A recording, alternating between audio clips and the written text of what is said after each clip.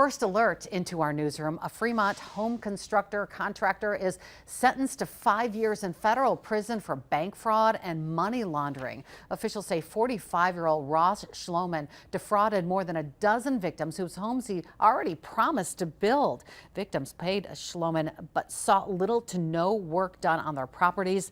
The judge presiding over the case calling it a sophisticated Ponzi scheme and an egregious betrayal of trust. Along with 5 years in prison, Schlomann will have to pay over $2 million in restitution.